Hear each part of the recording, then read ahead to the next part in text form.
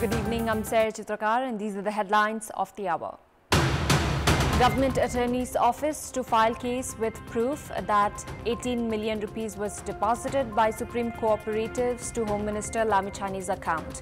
The minister, however, not in the list of defendants. The Nagdunga-Sisne-Khola main tunnel achieves a breakthrough in presence of Prime Minister Pushpa Kamal Dahal. Project team says one more year before it begins operation.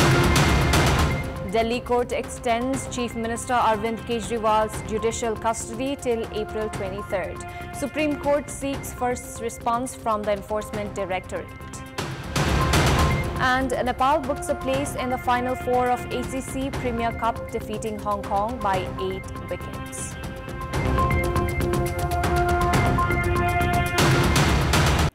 Amid allegations of involvement in cooperative scandal, it has been revealed that 18 million rupees was deposited by Butwal's Supreme Cooperatives into the bank account of Home Minister Rabi Lamichhani.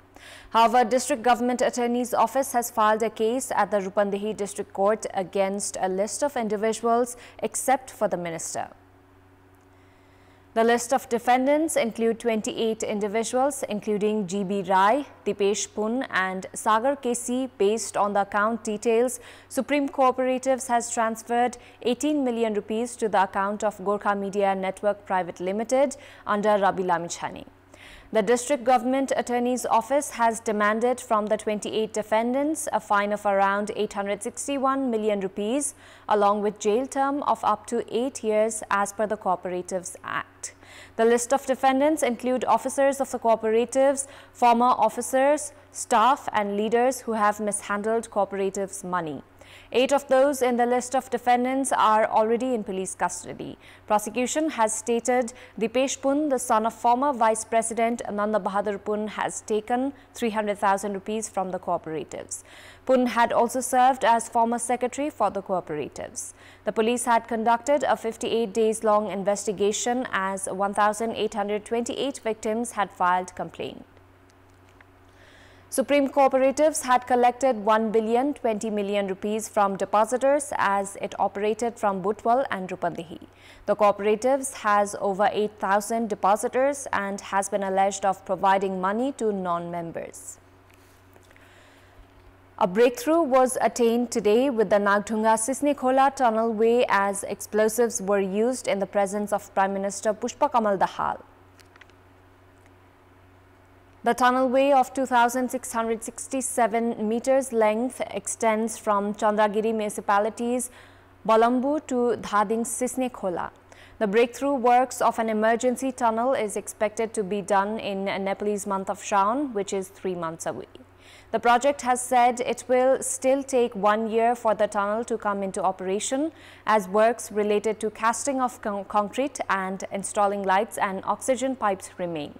The project will have 3 underpass, 4 box culverts, 1 overpass, 3 bridges and 1 flyover. Based on the initial agreement, the project had to complete this time last year. A breakthrough has been achieved in the Nagdunga-Sisne-Khola main tunnelway. Prime Minister Pushpa Kamal Dahal and Minister for Physical Infrastructure and Transport Management Raghubir Mahaset jointly pressed the switch for the breakthrough of the 2.6-kilometer main tunnel. The tunnel's contract was given to Hazama Ando Corporation in 2019 with an agreement to complete the project last year. However, the contract had to be extended by 1 year for various reasons. Even in the extended period, only works of excavation had completed. Once the tunnel comes into operation, the duration of traveling the 2.8 kilometer in distance will be reduced by 33 minutes when entering Kathmandu and 23 minutes when leaving. The process of appointment of a chief minister in Sudur Pashchim province has been in a limbo even after the lapse of 2 days, as 2 members from the same party have claimed for the post. Province Chief Najir Mia has delayed the appointment, citing the need to take a legal advice. However, Nepali Congress has expressed dissatisfaction, saying that the province governor had shown bias by delaying the appointment process, even as the provincial assembly member from Nagarik Unmukti had presented signatures from majority assembly members. They say the delay was against laws. Meanwhile, CPN Unified Socialist had that lent support to Nepali Congress as the ruling alliance at the centre did not allow the party chief minister post, has said it will not withdraw given to the opposition in the province. Nagarik Unmukti Party's members Lakshman Kishore Chaudhary and Kailash Chaudhary have both staked their claims for the chief minister post. We'll take a short break here. We have more news coming up.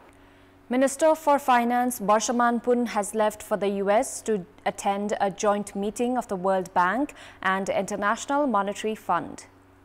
Minister Pun is leading a 4-member delegation which includes Chief Joint Secretary of the Ministry's International Financial Assistance Coordination Department, Sri Krishna Nepal, Deputy Secretary in charge of World Bank desk under the same division, Kanchan Basnet, and Minister Pun's personal secretary, Bhupal Raj Shakya.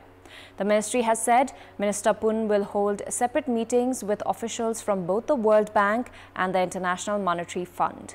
He is also scheduled to meet with American businesspersons and non-Nepalese residents. Minister Pun is also to attend and address the ministerial level meeting of the Vulnerable 20 group as the main speaker.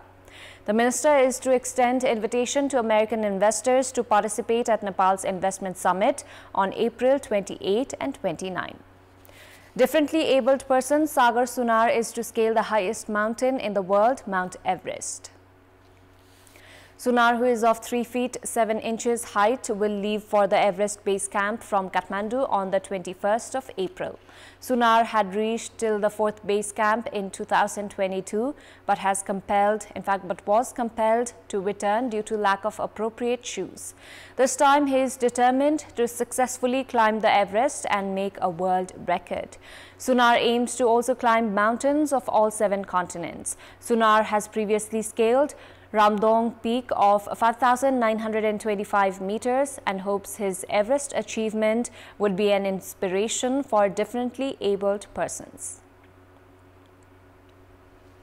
In our Public Voice segment, today we have asked in several provinces why the Prime Minister has failed to fulfill his pledges concerning development works. Let's take a look at what they had to say.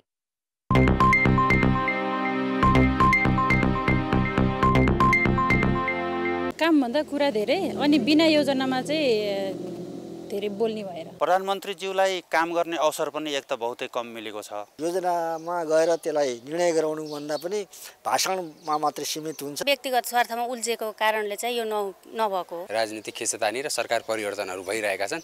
यसले गर्दा पनि कर्मचारीसँग राय सल्लाह नगरिकन म यसो गर्छु र उसो गर्छु भन्ने कसैले केही गर्न सक्नेवाला छैन। राज्यको आय स्रोत नै घट्नु नै अहिले चाहिँ यो कार्यान्वयन हुन नसक्नु जस्तो लाग्छ। राजस्व असुलीपछि बजेटको कार्यान्वयन गर्ने जस्ता कुराहरूले गर्दाखेरि यो अप्ठ्याराहरू उत्पन्न भएका। ठेकदारले त ठेका लिइहाल्छ, त्यो समयमा काम गर्दैन। सरकार पनि छिटोभन्दा छिटो चेन्ज भइरहेछ। प्रधानमन्त्री बन्ने प्रतिबद्धतामा मात्रै लाग्नु भएको छ। योजना पुरा गर्छौ गर्दैमा उनीहरूको नै कमजोरी देखिन्छ। उहाँ त्यत्रो विकास प्रेमी पनि होइन, उहाँको चाहिँ एउटा राजनीतिक बेस नै अरूलाई छलकपट गरेर उहाँ अहिले त्यो ठाउँमा पुग्नु भयो। चुनाव जित्नुपर्छ भन्ने मान्यताले घर गर्यो र त्यो आधारमा अभिव्यक्तिहरू भए। प्रधानमन्त्रीले बोल्नु भएको छ त्यो कुरा सही हो भनेर अनि कर्मचारीले पनि फुल्ली सहयोग दिएर ठेकदारले पनि धोका नदियो भने हाम्रो काम पक्कै हुन्थ्यो। स्थायी सरकार नभएसम्म अब यो प्रधानमन्त्रीले भनेका कुराहरू पनि पूरा हुन सक्ने सम्भावना एकदम न्यून छ।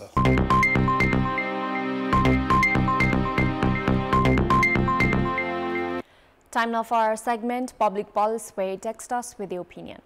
Public Pulse. Before that, let's take a look at the result from yesterday's poll. Yesterday, we had asked what should be done to include children in the school admission campaign who have been deprived of education. 33% voted for A, raise awareness of guardians, 50% for B, active involvement of local levels, and 17% for C, financial assistance. Here's today's question. Why do you think there have been frequent street protests? Your options are A. Effort to seek rights, B. Weak service delivery, and C. Motivated by vested interest. Voting is on. Type NEWS, select your option A, B or C and send it to 34001 to share your opinion with us. Time now for international update.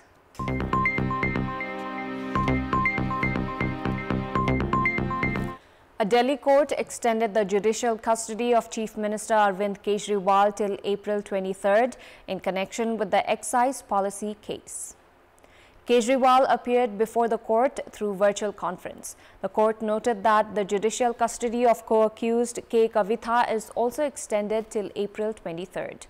The 55-year-old Aam Aadmi Party convener is in Tihar jail after he was sent to judicial custody after his enforcement directorate remand had ended. Kejriwal was arrested by the ED on March 21st night after the High Court refused to grant him protection from coercive action by the central agency. Earlier in the day, the Supreme Court sought a response from the ED on a plea filed by Kejriwal challenging his arrest. The top court bench of Justices Sanjeev Khanna and Dipankar Datta asked the ED to reply by April 24th and said that the matter would be heard in the week commencing April 29. Sports news.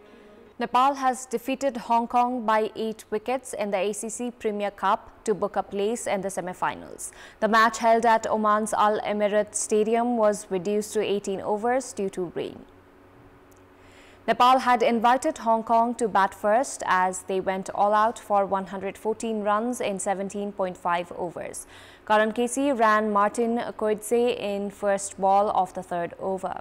Captain Nijakat Khan went out for 12 runs in the sixth over. When the power play ended, Hong Kong had scored 38 runs, losing 2 wickets. Anshu Rath with 34 was ran out by Gulshan Shah. Babar Hayat returned to the pavilion with just 6 runs. Aziz Khan was LBW'd by Lalit Rajwangshi. Hong Kong had 76 runs at 11.2 overs when it had already lost 5 wickets. Yasim Murtaja was bowled out at just 2 runs and Nasrullah Rana went out for 6 runs, Zishan Ali 14. Avinash Bora claimed 3 wickets for Nepal. Lalit and Dipendra took 2 wickets each and Karan Casey won.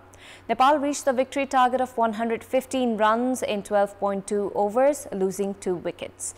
Opener Kushal Bhurtel and Asif Sheikh partnered for 70 runs. Kushal returned to the pavilion contributing 32 runs. Asif scored 40, Captain Rohit Paudel remained unbeaten at 25 and Sandeep Jora at 19. Ishan Khan and Yasim Murtaja each took 1 wicket for Hong Kong.